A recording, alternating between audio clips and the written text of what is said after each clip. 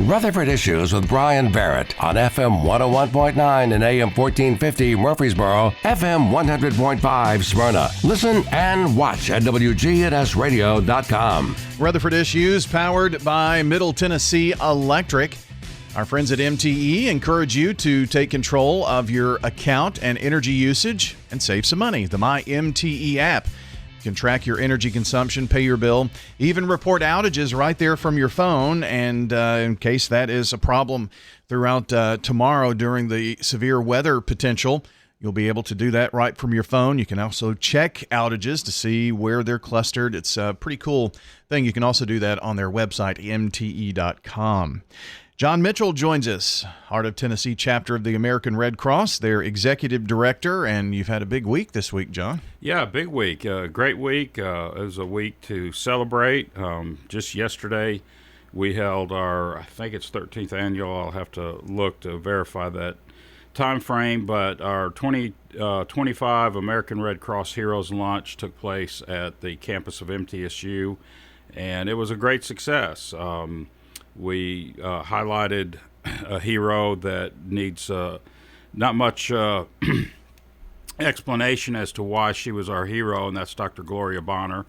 And we also had a volunteer spotlight of Ray Wiley. If you've been on the campus of MTSU in the recreation department, you'll know Ray and his work over the years. Those two, ironically, have had probably just as much, if not more, to do with the MTSU battle, the blood battle between WKU and MTSU. But it was a real celebration. We got probably, 200 or 375 people plus in the room. That was a big room. A lot of friends. Dr. Bonner joked about having 375 of her closest friends in the room. So it did bring out some people that wanted to honor her. And at the end of the day, we told some great stories. One that kind of developed, I knew we had two staff members from the YMCA in the north side of the county save somebody's life with CPR training. So they actually, the staff at the YMCA was on the ball and turned in for them to get what we call a Lifesaver Award, which is an official award. And found out the day before these were two high school students. Oh, wow. And they had actually saved a life, and it was really kind of humbling as they were walking the stage. Everybody gave them a standing ovation for being prepared and taking that training, and that kind of explained the process. But just a lot of real high points in that, raising. We don't have a final count. We know we're right at about 130,000, and our goal was 150, and we may get there. We haven't counted everything. It takes a while to see what hits online and everything, but a huge success. Couldn't feel more blessed to just work with a very talented board. Maybe talented isn't the best word. How about committed board of directors and volunteers? Can't say enough for them, because they're the ones that are out meeting people in their greatest time of need and putting a Red Cross blanket around their shoulders, maybe if their house just burnt, and providing some hope. Yeah.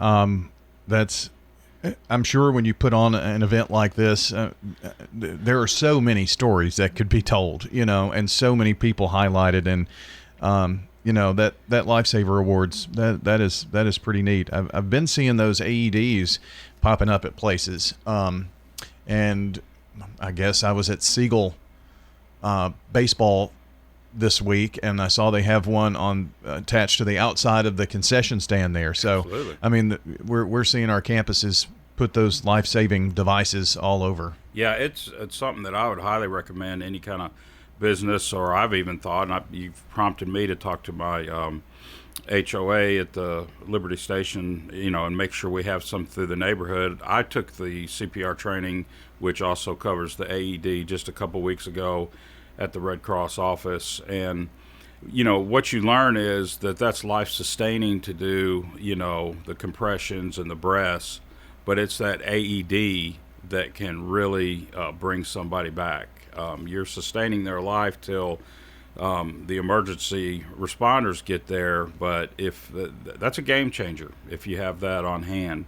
So I would definitely look into having some in close proximity to your living area, your work area. Ask about it. The Red Cross sells them. They're all over the place. It's not just a Red Cross, item. Sure. But yeah, that's a good point, Brian.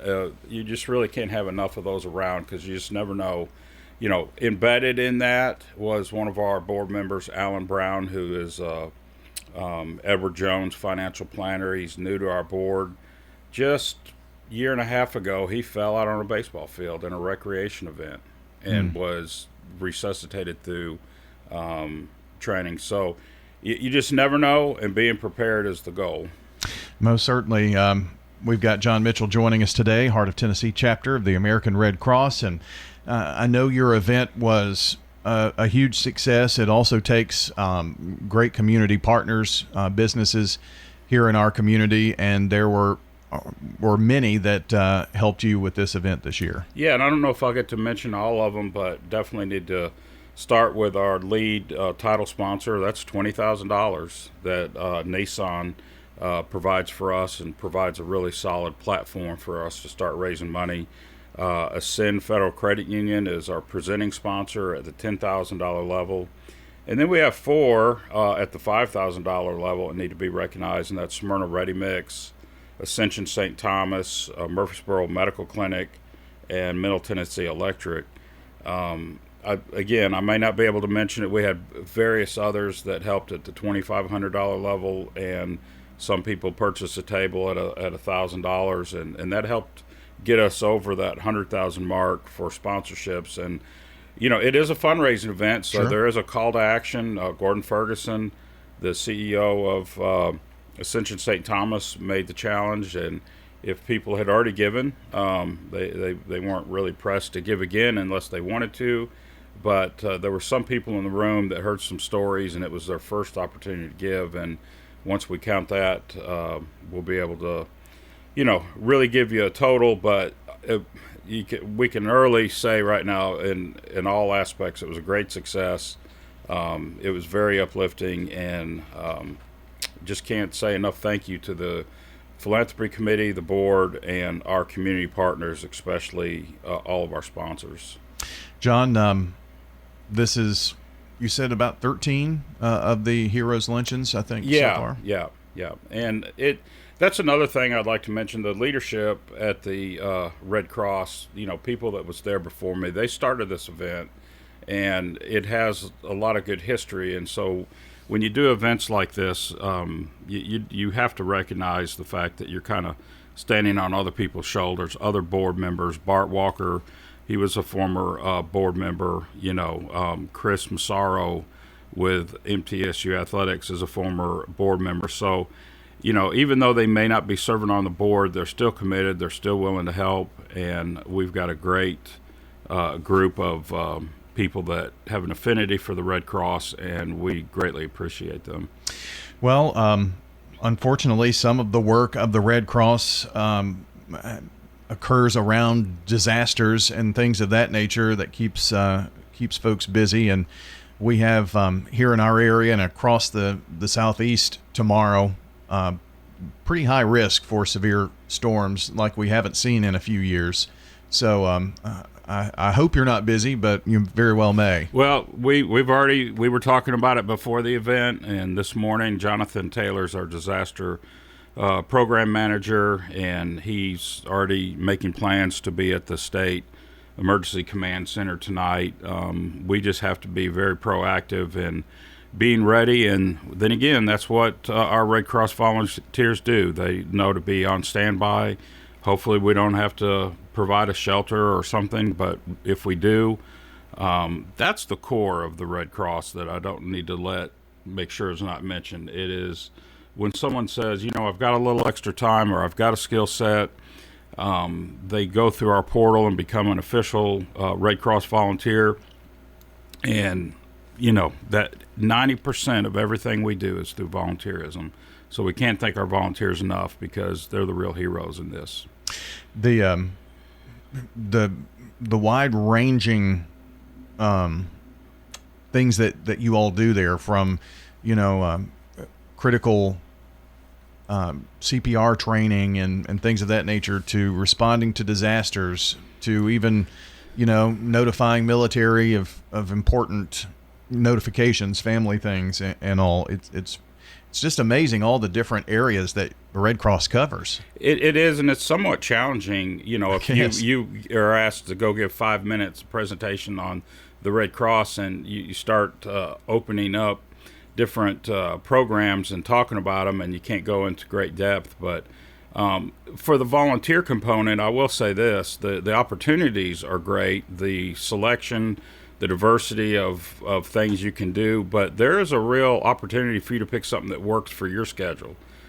For instance, some people, they're not going to be able to get out at 2 o'clock at night and meet with a family and provide them some financial assistance on the spot, but somebody may say, I can always do that from my home and be a duty officer and never leave their home and be part of that team that's providing that support.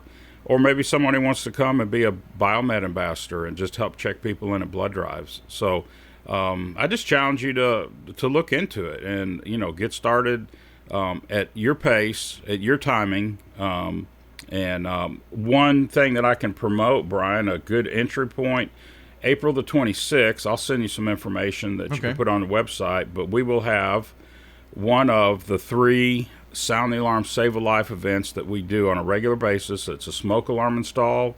Free smoke alarms can be installed in anybody's home that needs them. We can do it. The fire department can do it. We work with the fire department. But April 26th at First Baptist Church in the Patterson community, we will be walking around. So you could either come at 9 a.m. at First Baptist Church, but if you see our sign up or the QR code, if you sign up, you can come and check us out and see if it's something you want to do a little more in the future. But help save a life by installing a smoke alarm and giving some, home fire safety, materials. Didn't you share, this may be an incorrect statistic, but 80-90% of those who quote unquote work for the Red Cross are volunteers? Oh yeah, it's 90%. 90%, yeah. Which, if you think about it, they're engaged at a high level. So a volunteer that does what we call disaster action team, they go out at the afternoon or night, but they basically can put those next steps, the money that someone needs to make their next steps, in their checking account or on a debit card immediately. And so it's interesting to know that that's not something that I have to do as a staff member. A volunteer gets trained and is vetted, that they really have the keys to the car, if you will. So we really empower our volunteers, and we're always looking for our next one. Of course. That's a never-ending pursuit, I would assume. So, Yeah. Well, John, congrats on a great Heroes Luncheon yesterday, and I'm sure planning will get started pretty soon from the next one, huh? We're already starting next year, and we're preparing this weekend, and everybody stay weather aware. Will do. All right. John Mitchell joining us from the heart of Tennessee, American Red Cross, right here in Rutherford County, but supporting dozens of our Middle Tennessee counties here with all that they do. Thanks for joining us here this morning. Check WGNSradio.com for all of the latest on the weather and even a podcast of this show.